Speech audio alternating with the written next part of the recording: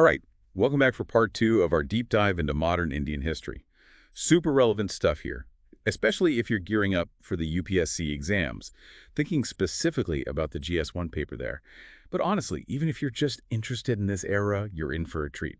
Don't forget to hit that like button and subscribe so you don't miss out on future dives. Okay, so today we're tackling a big one, the Kothari Education Commission. I mean, imagine, right, trying to rebuild an entire education system from scratch. That's the challenge India faced after independence, and this commission was their answer. It really is remarkable how much of what we see today in Indian education has roots in this commission. Formed back in 1964, it laid the groundwork, even echoing in the recent National Education Policy of 2020. It's true. It makes you think these historical deep dives, they're not just about the past. They help us understand where we are now, maybe even where we're headed. Okay, but let's rewind a bit, set the stage. It's 1947, India is newly independent, full of potential, but also facing huge hurdles. Literacy rates were, well, they were pretty abysmal, access to education was inconsistent, and the quality, that was a big concern. Absolutely. And the government at that time, they knew this wasn't a situation for quick fixes. They needed a complete overhaul, a bold new vision for education in India. And that's where the Kothari Commission comes in. So they brought together this team of experts, gave them this massive task, analyze the whole existing education system, then come up with a blueprint for the future. I'm curious, though, were there any major disagreements within the commission itself? I mean, with such a huge task, I imagine there must have been some pretty intense debates. Oh, absolutely. It wasn't a smooth process at all. Their final report, Education and National Development, it's over 600 pages long. And believe me, it reflects a ton of different viewpoints and some really rigorous discussions. For example, there were debates about vocational training versus traditional academics, the role of regional languages versus English, even how to ensure quality education reached rural areas. It makes sense. It wasn't just about increasing the number of schools. It was about rethinking what education meant in India, right? So what were some of the most groundbreaking aspects of their final recommendations? One of the cornerstones was their push for free and compulsory education for every child up to the age of 14. That was revolutionary back then, and it laid the groundwork for what we know today as the Right to Education Act. The Commission, they firmly believed that education was a fundamental right, essential for individual growth and national progress. They didn't just want more schools, they envisioned a system that was flexible, relevant, truly inclusive. That's ahead of its time, and I can already see those connections to the NEP 2020 you mentioned. Exactly. And it went beyond just getting kids into classrooms. They recognized that learning isn't one size fits all, so they advocated for multiple entry points into the system, acknowledging that people learn at different paces, have different needs. So a more flexible system, one that takes individual circumstances into account, not forcing everyone down the same rigid path. That would have been huge, especially in a country as diverse as India. Precisely. And they were also big on emphasizing vocational training, making sure people had practical skills, skills that would make them employable, skills that would help them contribute to the growing economy. They understood education had to be relevant, both to society's needs and to the individuals. That's a really important point. It wasn't just about theoretical knowledge. It was about empowering people to actually succeed in the real world. And they didn't stop at just access and flexibility. They were really serious about the quality of education, too. Right, so they had this vision, getting more kids into school, making it more flexible. But it wouldn't mean much if the education itself wasn't good, right? Exactly. They dedicated a huge chunk of their report to how to actually improve the teaching and learning inside classrooms. So what were some of their key focus areas there? I imagine teacher training was a big one. Oh, absolutely. They saw teachers as the backbone of the whole system. They argued that teachers need significant investment in their training and development throughout their careers. That makes sense. If you're going to overhaul the system, you need well-equipped teachers to lead the charge. What did they propose specifically for teacher training? Well, they called for major improvements in both pre-service and in-service training, better training on how to actually teach, pedagogy, exposure to new teaching methods, and opportunities for teachers to collaborate, to learn from each other. It was about continuous improvement, not just a one-time fix. So investing in teachers as professionals who are constantly evolving, refining their craft. Actually, it reminds me of something I read in a report. They said, and I'm paraphrasing a bit here, that a good teacher can spark a lifelong love of learning in a student. Absolutely. They understood that teaching is so much more than just delivering information. It's about inspiring a passion for learning, making it come alive for students. And to do that, you need a curriculum that's engaging, right? something that goes beyond just rote memorization. And I think they had some pretty radical ideas about that, too. Oh, they did. They actually envisioned a national system of education with a common core curriculum that would foster national unity but still allow for regional diversity and flexibility. That's a tough balance to strike, a shared national identity alongside the incredible diversity of cultures and languages in India. It is, and it continues to be a challenge.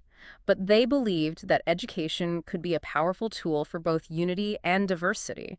They wanted a curriculum that instilled a sense of shared Indian identity, but also celebrated the country's tapestry of cultures and traditions. And within that framework, what kind of learning did they envision? What do they want students to come away with? They were really focused on developing critical thinking skills, creativity, problem solving, and a deep understanding of India's history, culture, and values, moving away from just memorizing facts toward a more holistic, learner-centric approach.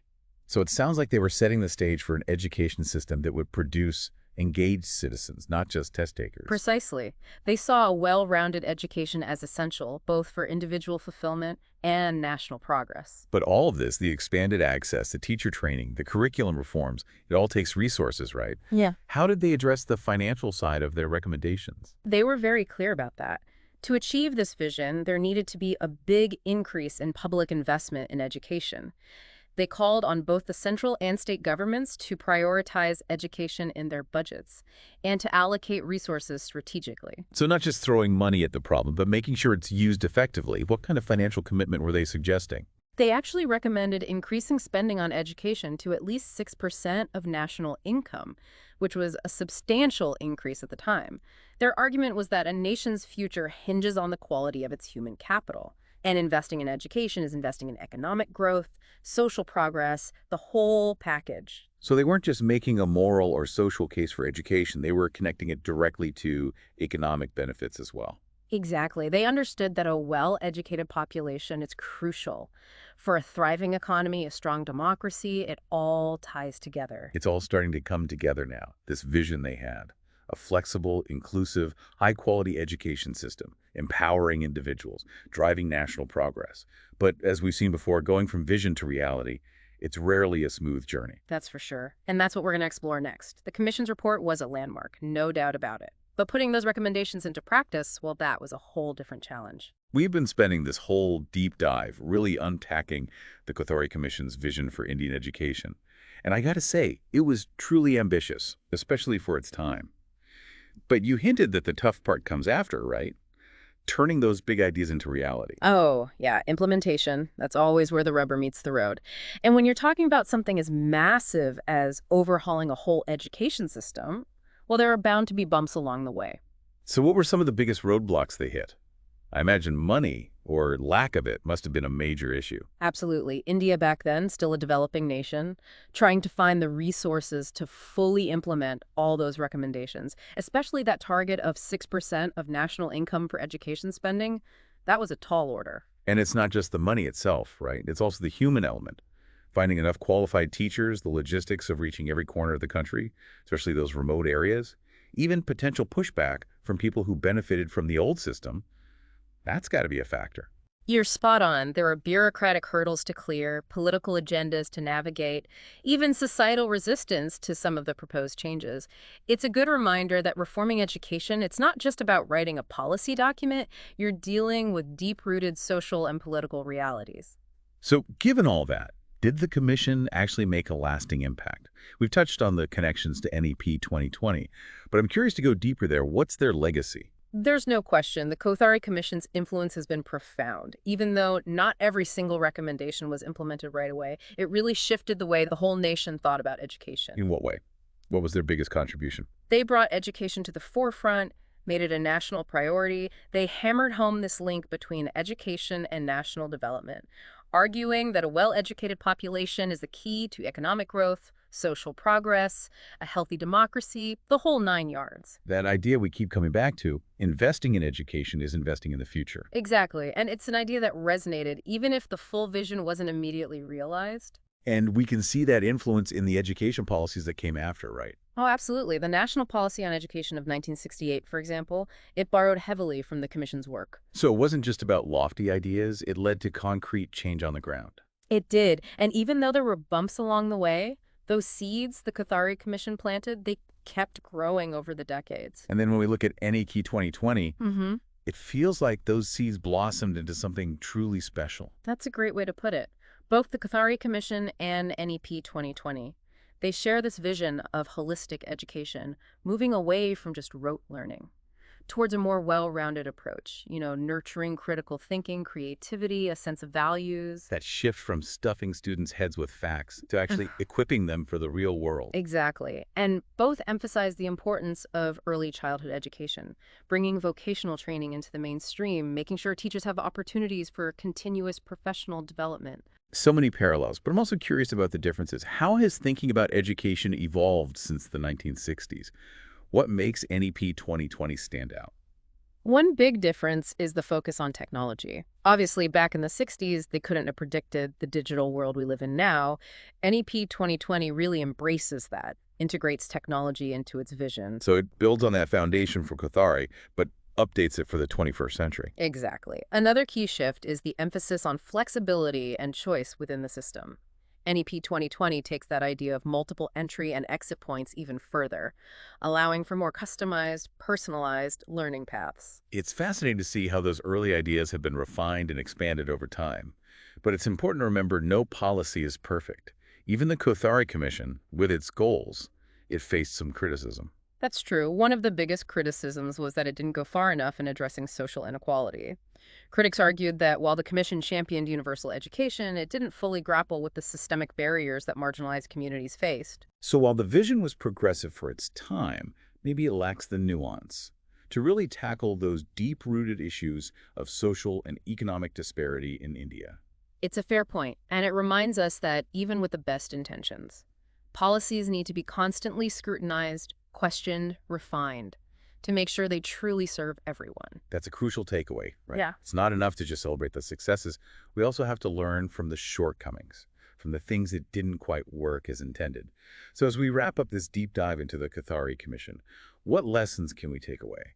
What can we learn from their work as we think about the future of education in India? One big lesson is that educational reform, it's an ongoing process, not a one-time fix. The Kothari Commission, they laid this amazing foundation, but it's up to each generation to keep building on it, adapting it, making sure it stays relevant. So we're all part of this ongoing conversation about how best to prepare future generations. Exactly. And that conversation needs to be inclusive, it needs to represent all voices, and it always needs to be striving for greater equity and excellence. Well said. I think that's a great note to end on. We've been on quite a journey today, exploring the Kothari Commission, their vision, their impact, and their legacy, which continues to shape education in India even today. I'm walking away with a sense of awe at the scope of their ambition, but also a sense of responsibility to carry that torch forward, to keep pushing for an education system that truly empowers every individual in India. It's a journey worth taking, and I hope everyone listening will continue to learn more, ask tough questions, and contribute to shaping the future of education in India. Couldn't have said it better myself. Thanks for joining us on this fascinating exploration. And until next time, keep learning, keep questioning, keep striving for a brighter future for everyone.